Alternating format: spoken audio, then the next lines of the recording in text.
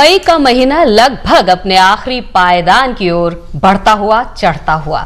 जेठ के महीने की तपती दोपहरिया के बाद एक खुशनुमा शाम की तलाश में हम और आप। तो चलिए पत्रकारिता दिवस की देते हैं आपको ढेर सारी शुभकामनाएं और करते हैं आपके अपने कार्यक्रम इवनिंग लाइव शो का आगाज। मैं हूं अपर्णा और मेरे साथ है पुष्पेंद्र। नमस्कार। नमस्कार अपर्णा, मैं एक अपने पत्रकारिता की बात की, पत्रकारिता दिवस की बात की, चंद पंक्तियों से अपने कार्यक्रम की शुरुआत करना चाहूंगा कि तुम जो चाहते तो हालात बदल सकते थे। मेरे आंसू तुम्हारी आंखों से निकल सकते थे। तुमने तो लफ्जों की तासीर को पहचाना ही नहीं, नर्म लहजे से तो पत्थर भी पिघल सकते थे। तुम तो ठहरे ही रहे झील के रुके हुए पानी की तरह, दरिया बनते तो बहुत दूर निकल सकते थे। और हाथ से इतने हुए वतन में मेरे खून से छप के भी अखबार निकल सकते थे। बहुत खूब अपर्णा, खून से छप के अखबार निकलने की जो मैंने इशारा किया, ये उस दौर की तरफ मेरा इशारा है। हम 150 साल मना रहे हैं आज़ादी का। स्वाधीनता की पहली लड़ाई 1857 में शुरू हुई, उसको 150 साल हो गए। उसकी शुरुआत में उसको शुरू करने में जिन महान विभूतियों का योगदान रहा, उनका प्रारंभिक जीवन प्राय पत्रकारिता से शुरू हुआ। बिल्कुल। हम ऐसा कह सकते हैं कि आज से 181 साल पहले आज ही के दिन 30 मई 1826 को कोलकाता से पंडित जुगल किशोर शुक्ला जी ने भारत के पहले हिंदी समाचार पत्र की शुरुआत की, जिसका नाम था उदंत मार्तंड। और यहां से धीरे धीरे हमारी पत्रकारिता ने अंगड़ाई ली और पूरे देश में भारत की विभिन्न भाषाओं में अखबार निकलने शुरू हुए। भारतेंदु हरिश्चंद्र ने सबसे पहला अखबार निकाला, कवि वचन सुधा। इसके बाद उन्होंने ही भारतेंदु हरिश्चंद्र चंद्रिका निकाला 15 अक्टूबर 1873 को। इसके बाद पंडित लोकमान्य तिलक ने निकाला केसरी। और धीरे धीरे ये श्रृंखला जाती है अभ्युदय तक, जो 1907 में शुरू हुआ। पंडित मदन मोहन मालवीय ने इसको शुरू किया और हम पहुंचते हैं 9 नवंबर 1913 तक, जो प्रताप निकाला गणेश शंकर विद्यार्थी जी ने। और गणेश जी की ये यात्रा शुरू होते होते हमारे देश के महान नायकों तक पहुंचती है, जिनमें महात्मा गांधी, जिन्होंने नवजीवन निकाला, यंग इंडिया निकाला, पंडित नेहरू, नेशनल हेराल्ड, कौमी आवाज़। ये अखबारों के जरिए पूरे देश में क्रांति का शंख फूंका गया और धीरे धीरे उसकी परिणति आज़ादी के रूप में हम सबको मिली। बिल्कुल। और यही आज़ादी, जिस आज़ादी की हवा में हम और आप सांस ले रहे हैं, और पत्रकारिता ने इस कदर हमें जागरूक किया कि हमने ये महसूस किया कि गुलामी अब नहीं बर्दाश्त की जा सकती। 1826 से लेकर आज तक का एक लंबा सफर तय किया हिंदी पत्रकारिता ने, जिसके बारे में हम विस्तार से बात करेंगे। तीर निकालो न तलवार निकालो, तीर निकालो न तलवार निकालो, जब तोप मुकाबिल हो तो अखबार निकालो। जी अपर्णा, आपने बहुत खूबसूरत बात कही कि जब हमारे सामने तोप है, हमारे सामने तोप के रूप में बहुत सारी चुनौतियां हैं, तब अखबार या मीडिया ही उसका जवाब दे सकता है और उसमें इतनी शक्ति निहित है। इसी शक्ति को भांपते हुए हमने आज का दिन चुना है, हिंदी पत्रकारिता दिवस का दिन, जिस दिन हमारे साथ, हमारे विशेष सेगमेंट में, हमारे विशेष खंड में हमारे साथ होंगे देश के वरिष्ठ पत्रकार श्री ओमकार चौधरी जी। उनसे हम पत्रकारिता पर चर्चा करेंगे। आपका हमारे कार्यक्रम में बहुत बहुत स्वागत है। Welcome to our show Chaudhary साहब। चौधरी साहब, आपने पत्रकारिता के विभिन्न आयामों को देखा है। बहुत से अखबारों में आप संपादक के रूप में रहे हैं, अभी भी आप एक प्रख्यात पत्र का संपादन कर रहे हैं। जिस महत्व की हमने बात कही, जिस उत्तरदायित्व की हमने बात कही और इन पंक्तियों में जिसका जिक्र हमने करना चाहा, आज आप उस स्थिति को कहां पाते हैं, जो उत्तरदायित्व हैं और पत्रकारिता के सम्मुख जो चुनौतियां हैं, उन सब के बीच पत्रकारिता कहां खड़ी है? देखिए, मैं तो बड़ा आशान्वित हूं। जिस दौर में हम हैं, हमें ये देखना होगा कि आज के इस दौर में क्या घट रहा है जी। हमारे आसपास क्या घट रहा है, हमारे समाज में क्या घट रहा है, देश में इस समय क्या चल रहा है। और किसी भी कालखंड की आप पत्रकारिता ले लीजिए या किसी भी कालखंड का साहित्य आप ले लीजिए, तो वो समाज का दर्पण ही रहा है जी। समाज में जो घटित होता है वही पत्रकारिता में सामने आता है। बिल्कुल। तो एक तरह से हम ये कह सकते हैं कि अगर आज़ादी के काल की बात करें, जब एक संघर्ष चल रहा था स्वाधीनता का, तो उस समय जो पत्रकारिता थी उसका मिशन था देश को गुलामी की जंजीरों से मुक्त कराना। और उस समय जैसा आपने शुरू में जिक्र किया, बड़े यशस्वी पत्रकार उस समय हुए, और बहुत से पत्रकार ऐसे भी रहे जिन्होंने सिद्धांतों से समझौता नहीं किया जी। और देश की आज़ादी के लिए उन्होंने जी पूरी तरीके से जी दमखम के साथ लिखा और झुके नहीं। इसके लिए उनको काला पानी की सजा भी हुई, जेलों में भी डाले गए। और उस समय तो एक अजीबोगरीब स्थितियां उत्पन्न हुई थी। जो अखबार के स्वामी थे उन्होंने विज्ञापन दिए थे कि जो संपादक जेल जाने को तैयार हों, जो संपादक काला पानी जाने को तैयार हों, उसकी सजा भुगतने को तैयार हों, वो आवेदन करें। और आपको आश्चर्य होगा कि उस समय ऐसे संपादकों की लाइन लग गई थी जी। तो वो एक दौर था, एक जज्बा था देश को आज़ादी दिलाने का। ये बात आपने इतनी अच्छी कही। और आज के समय में बैठकर यदि हम पीछे देखें तो वाकई एक बहुत संघर्ष रहा, लेकिन लोग आगे आए और ऐसे बड़े बड़े नेता प्रणेता जिनका संबंध ही अखबार से रहा और अखबार के जरिए उन्होंने आवाज आम लोगों तक पहुंचाई, जिससे कि जागृति जागी, चेतना जागी। आज के समय में ग्लोबलाइजेशन का ये दौर है, हर चीज में परिवर्तन आ रहा है, हर चीज मूल्यों पर टिकी हुई है ऐसा लग रहा है, और पैसा एक बहुत अहम रोल, बहुत महत्वपूर्ण भूमिका निभा रही है। ऐसे में क्या आपको ऐसा लगता है कि पत्रकारिता भी कहीं ना कहीं व्यवसाय का रूप लेती नजर आ रही है? देखिए, पत्रकारिता की जो यात्रा है हमें उस पर थोड़ा सा ध्यान देना होगा। जब हमें आज़ादी मिली तो उस समय देश के समक्ष जो चुनौतियां थी वो थी कि हम देश को किस तरह से विकास की ओर उन्मुख करें। तमाम तरह की योजनाएं बनाई गई और लोगों को प्रेरित किया गया आगे बढ़ाने के लिए। तो उस दौर से और इमरजेंसी तक के काल की अगर पत्रकारिता पर आप नज़र दौड़ाएं तो वो पूरा जो दौर था वो विकासोन्मुख पत्रकारिता को हम कह सकते हैं। वो पूरी तरीके से पत्रकारिता एक मिशन के तौर पर दूसरी दिशा में बढ़ी जी। और इमरजेंसी के बाद एक दौर ऐसा भी आया जब कहना चाहिए कि स्वतंत्रता के लिए, मूल्यों के लिए, लोकतांत्रिक प्रणालियों को मजबूत करने के लिए और जो अभिव्यक्ति की स्वतंत्रता थी उसके लिए पत्रकारिता को संघर्ष करना पड़ा। ये दौर बहुत लंबा नहीं गुजरा, लेकिन उसके बाद की जो पत्रकारिता रही वो ऐसी रही 80 के दशक की और 90 के दशक की, जब तमाम तरह के व्यभिचार, घोटाले और जो कदाचार, भ्रष्टाचार, इनको उजागर किया गया और जो पूरे सिस्टम में खामी पैदा हो गई थी और जो अंदर ही अंदर दीमक की तरह उसको खोखला कर रही थी, उसको उजागर करने का काम पत्रकारिता ने किया।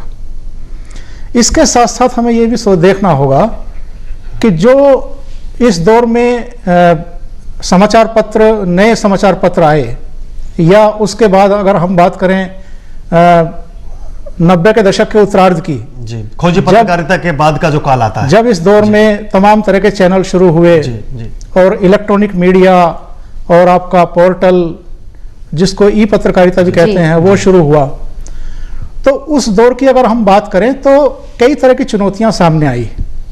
बहुत सारे समाचार पत्र आए, बहुत सारे टीवी चैनल शुरू हो गए, उनमें एक प्रतिस्पर्धा की भावना पैदा हो गई और कौन पहले नंबर पर है, कौन दूसरे नंबर पर है, कौन कहाँ है, इसको लेकर के और व्यवसाय को लेकर के कि कौन कितना विज्ञापन अर्जित कर सकता है, कौन कितना व्यवसाय अर्जित कर सकता है, उसको लेकर के जो आपाधापी शुरू हुई है इस देश में, उसमें कहीं ना कहीं जिसकी चर्चा हम आमतौर पर करते हैं कि जो पत्रकारिता के तय मानदंड हैं, जो मूल्य हैं, जो सिद्धांत हैं, कहीं ना कहीं वो पीछे चले गए हैं और इस आपाधापी में बहुत सारी ऐसी चीजें आ गई हैं। हाँ जी, चौधरी साहब, इसमें एक चीज ये थी कि जो मिशन हम लेके चले, जिसके बलबूते हमने आजादी को पाया और देश में एक ओपिनियन मेकर के रूप में मीडिया ने रोल प्ले किया, लोगों की सोच को बदला, वहां हम मिशन से होते होते व्यवसाय तक कैसे कन्वर्ट हुए, कैसे बदल गए व्यवसाय में। अभी कुछ अखबार ऐसे भी हैं जिन पर छपा होता है एक साबुन की टिक्की की तरह कि मेड इन इंडिया, या ये जो बदलाव आया, क्या इसकी जरूरत थी? मुझे लगता है कि जरूरत थी या नहीं थी, ये इतना गंभीर सवाल नहीं है। जी। गंभीर सवाल ये है कि कहीं ना कहीं जो भटकाव दिखाई देता है, जी। जो देखिए पत्रकारिता का उद्देश्य क्या है, या जो समाचार पत्र छप रहे हैं या जो टीवी चैनल चल रहे हैं, उनका मेन पर्पज क्या है? मूलतः तो ये है कि जो आम आदमी है जी। उस तक सूचना मुहैया कराना, उसको जागरूक बनाना, और उसके लिए वो तमाम चीज़ें उपलब्ध कराना जिनकी जानकारियां उसको नहीं हैं।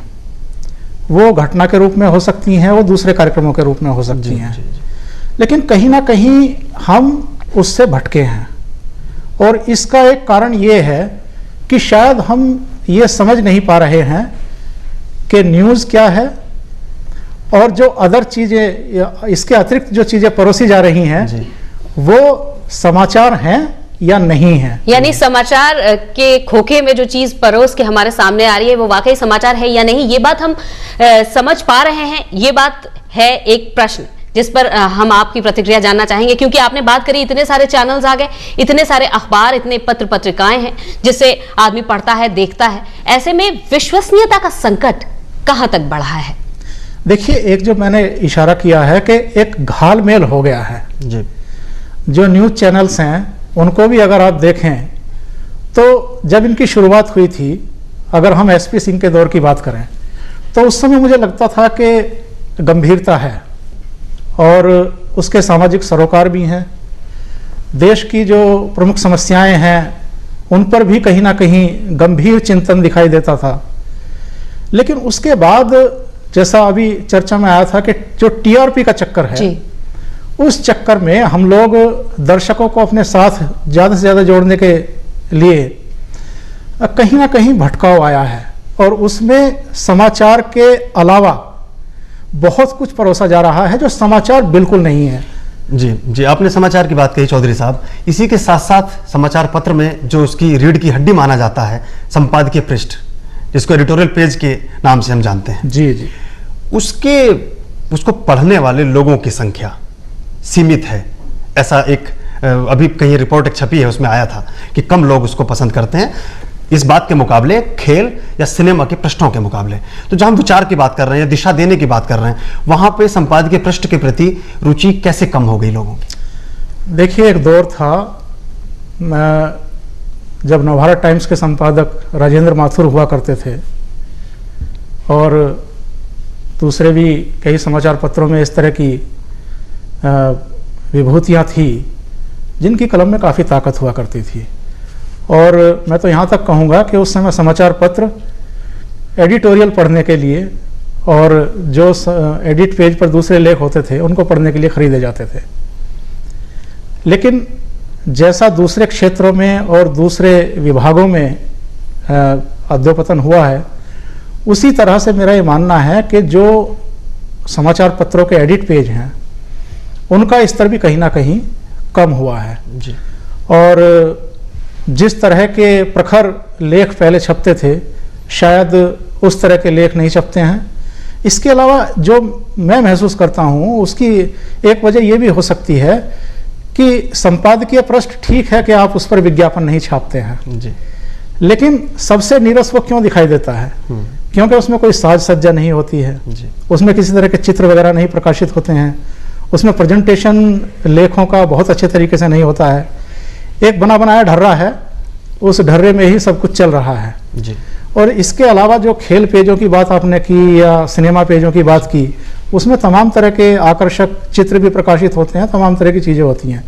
और ओवरऑल अगर हम देखें तो जो आम पाठक है उसकी रुचि भी थोड़ी सी बदली है जी। जो गंभीर किस्म के लेख हैं या जो संपादकीय हैं उनके प्रति वास्तव में रुचि थोड़ी कम हुई है, और लेकिन ये चिंता का विषय भी है। लेकिन यदि हम बात करें पत्र पत्रिकाओं की, तो उसमें हर किस्म का जो पढ़ने वाला पाठक होता है वो हर किस्म के होते हैं और उनका अपना अपना सेक्शन होता है। भाई किसी को स्पोर्ट्स ज्यादा पसंद है तो स्पोर्ट्स का पन्ना ही सुबह सबसे पहले खुलेगा, और जो न्यूज हेडलाइंस देखना चाहता है सरसरी निगाहों से वो वैसे देखेगा।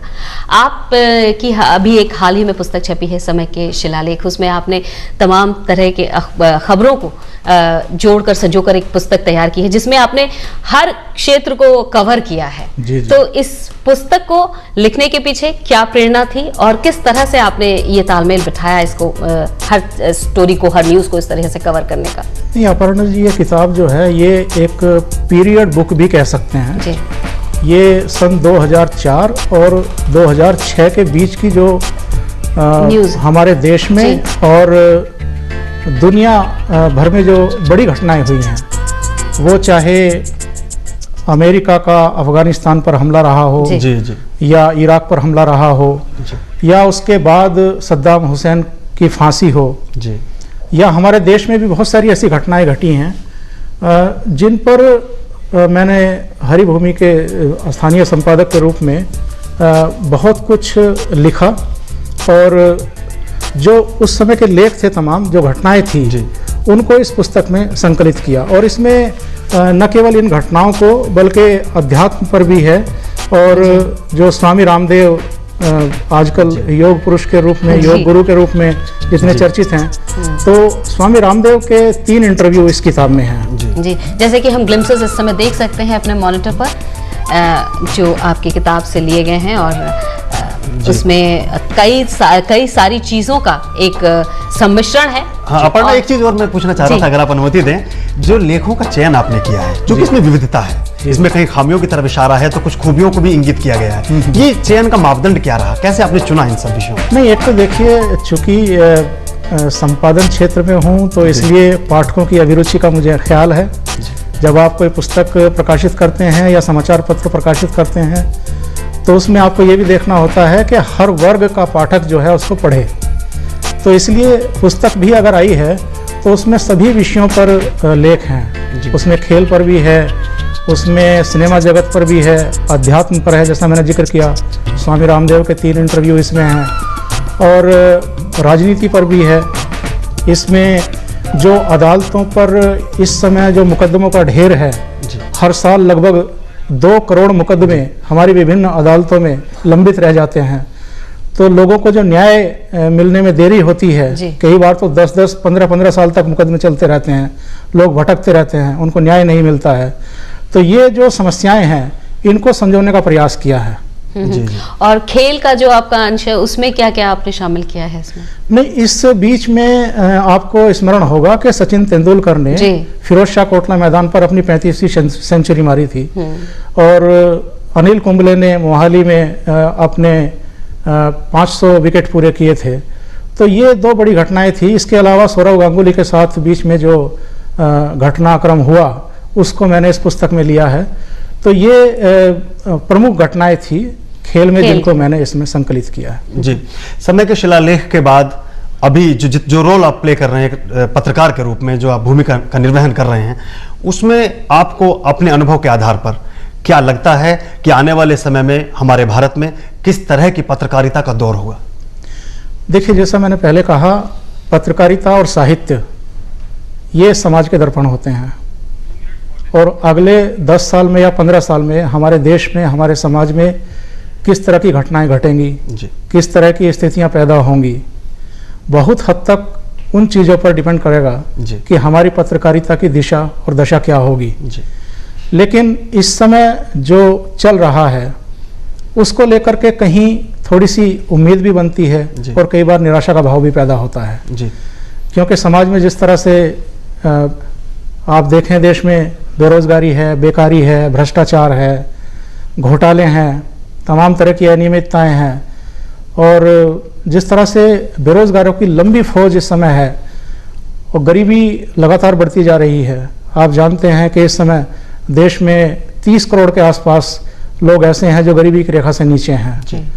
तो ये ऐसी समस्याएं हैं जिन पर हमारे पत्रकारिता जगत को, हमारे मीडिया को खास तौर से ध्यान फोकस करना चाहिए। लेकिन दुर्भाग्य की बात यह है कि इन चीज़ों पर ध्यान कम जाता है, और ग्लैमर पर, सिनेमा पर, और जो तमाम तरह के, आप सेक्स ले लीजिए, दूसरी चीज़ें ले लीजिए, जो हमारा खास तौर से इलेक्ट्रॉनिक मीडिया है, वो ये चीजें ज्यादा परोसता हुआ दिखाई देता है। यदि हम बात करें पत्रकारों की संख्याओं की या पत्रकारों की तादाद की, आज के समय में इस क्षेत्र में आज का जो युवा वर्ग है बढ़ चढ़कर हिस्सा ले रहा है और कामयाब भी होना चाहता है। आज का युवा वर्ग जो है थोड़े से समय में अधिक कामयाबी सपना है। तो ऐसे में पत्रकारिता, क्योंकि आज पत्रकारिता दिवस है, पत्रकारिता एक सीरियस क्षेत्र है और कितनी सीमाएं हैं इस क्षेत्र की जिसको लांघना शायद अपराध होगा एक पत्रकार के लिए, उसके बारे में हमें कुछ बताइए चलते चलते। देखिए, इसमें कोई दो राय नहीं है कि पत्रकारिता जो है वो ग्लैमराइज कर दिया गया है जी। कुछ समय पहले तक ऐसा नहीं था। जो समाचार पत्र में छपता था उसको बहुत गंभीरता के साथ लिया जाता था, उसको पत्थर की लकीर समझा जाता था। लेकिन आज आप और हम ये महसूस करते हैं कि हम जो प्रकाशित करते हैं, जिन कमियों को उजागर करते हैं, जिन पर चोट करते हैं, उनका शायद उतना लिखे हुए का भी अब उतना प्रभाव नहीं गया है। तो कहीं ना कहीं पत्रकारिता के समक्ष जो है एक विश्वसनीयता का संकट पैदा हुआ है जी। और ये जो भी पत्रकारिता के क्षेत्र में हैं उनके लिए गंभीर चिंतन मनन का विषय है कि ऐसा आखिर क्यों हुआ है जी। और जो नई पीढ़ी का जो आपने जिक्र किया है, युवाओं का जो जिक्र किया है, जो इस पेशे के प्रति आकर्षित होते हैं, टीवी के पर्दे पर देख करके जो नए नए हमारे स्टार पैदा हुए हैं इस इलेक्ट्रॉनिक मीडिया की बदौलत, उनको देख करके वो लोग इस क्षेत्र में आना चाहते हैं। लेकिन मेरी ये सबको सलाह है जो भी इस क्षेत्र में आना चाहते हैं कि एक तो वो गहन अध्ययन करें, दूसरे इसको इतना आसान ना समझें। जी चौधरी साहब, आपने बहुत महत्वपूर्ण बातें, बहुत सुंदर बातें हमसे की और बहुत ज्ञानवर्धक बातें भी हमें बताई।